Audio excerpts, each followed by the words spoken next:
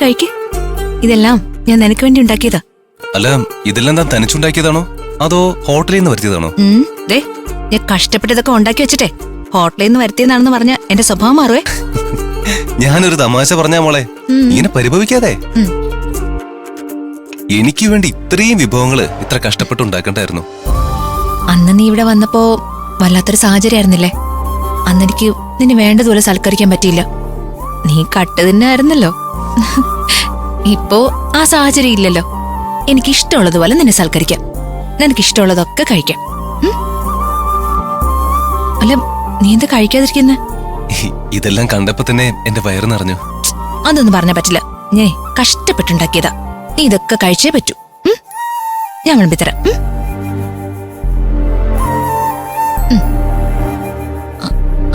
കഴിക്ക.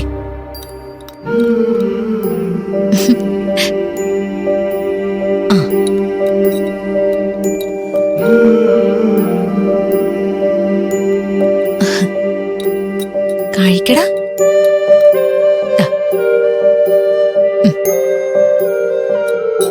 കഴിക്കടാ.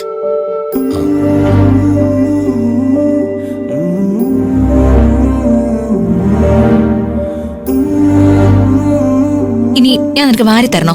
എന്നാലും നീ കഴിക്കോളോ? അയ്യോ, അതൊന്നും വേണ്ട, ഞാൻ കഴിച്ചോളാം. എന്നാ കഴിക്ക്.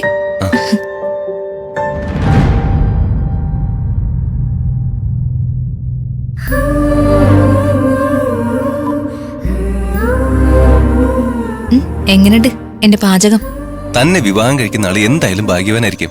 അതെന്താ അങ്ങനെ പറഞ്ഞേ? ഇത്രയും രുചികരമായ ഒരു ഭക്ഷണം എന്നും കഴിക്കാൻ കിട്ടുന്ന ഒരു ഭാഗ്യമല്ലേ?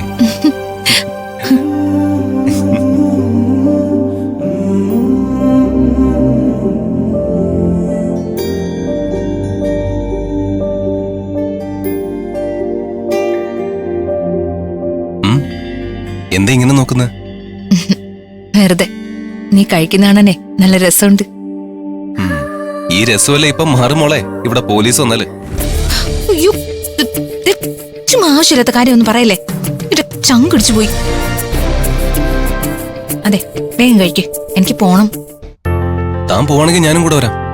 എടാ, കുറച്ചു നാള് സ്വസ്ഥമായിട്ട് ജീവിക്കാനല്ലേ ഞാൻ നിന്നെ ഇവിടെ കൊണ്ടുവന്നത്. അപ്പൊ നീ കൂടെ വന്നാൽ എങ്ങനെയാ? ഞാൻ കൂടെ ഇല്ലാതെ നമ്മുടെ ഫ്രണ്ട്സ് ഹാപ്പി ആയിരിക്കുമോ? വൃന്ദ എന്നെ ഓർത്ത് കരയുമായിരിക്കും, ഭഗവാനെ വിളിച്ച് പ്രാർത്ഥിക്കുമായിരിക്കും.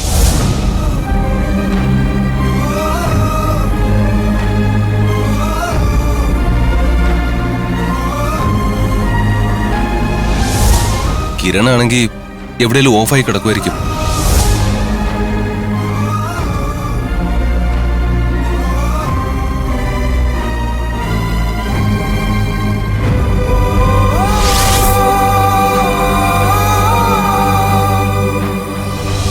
ഷൈനിയാണെങ്കിൽ നമ്മളെ കണ്ടുപിടിക്കാനുള്ള വഴികൾ ആലോചിച്ച് തല പ്രാന്തെടുത്ത് നടക്കുമായിരിക്കും.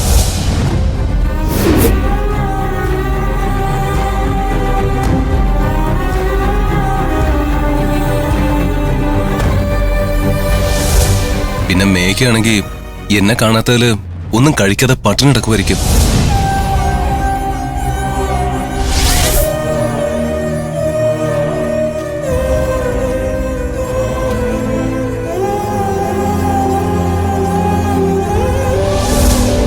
ഏതായാലും നിന്നെ കാണാത്തതുകൊണ്ട് മേഘ പട്ടിണിയൊന്നും കിടക്കില്ല. എടാ, ഇപ്പൊ നിന്റെ സുരക്ഷയെ പ്രധാനം. ഈ വീടിന് പുറത്തിറങ്ങാതെ 2 ആഴ്ചയെങ്കിലും താമസിക്കാനുള്ള എല്ലാ സൗകര്യങ്ങളും ഈ വീടിനകത്തുണ്ട്. നിനക്ക് ആരെയും പേടിക്കാതെ സ്വസ്ഥമായിട്ട് ഇവിടെ കഴിയാം. എന്റെ കാര്യം വിട്. തന്നെ പെട്ടെന്ന് ഹോസ്റ്റലിൽ കാണാതായപ്പോ അവിടെ പ്രശ്നം ഉണ്ടായിട്ടുണ്ടാവില്ലേ? ഇപ്പൊ തന്നെ നമ്മുടെ ഫ്രണ്ട്സ് ശരിക്കും പ്രതിസന്ധിയിലായിട്ടുണ്ടാവും. ഞാൻ നിന്നെ കൊണ്ട് പോവാണെന്ന് അവരെ അറിയിച്ചായിരുന്നല്ലോ. ഞാൻ നിന്നെ സേഫായിട്ട് എവിടെയെങ്കിലും എത്തിക്കുമെന്ന് എന്തായാലും അവർക്കറിയാം. നിന്റെ കാര്യത്തിൽ എല്ലാവരും നിസ്സഹായരായിരുന്നു. എന്റെ മുൻപില് ഈ വഴി മാത്രമേ ഉണ്ടായിരുന്നുള്ളൂ. അത് സമർത്ഥമായിട്ട് മാനേജ് ചെയ്യാൻ അവർക്കറിയാം.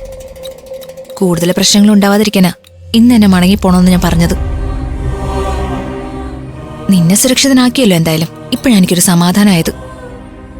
ഞാനിവിടെ സുരക്ഷിതനായിരിക്കുമെന്ന് തോന്നുന്നില്ല. ഞാൻ മാത്രമല്ല, താനും.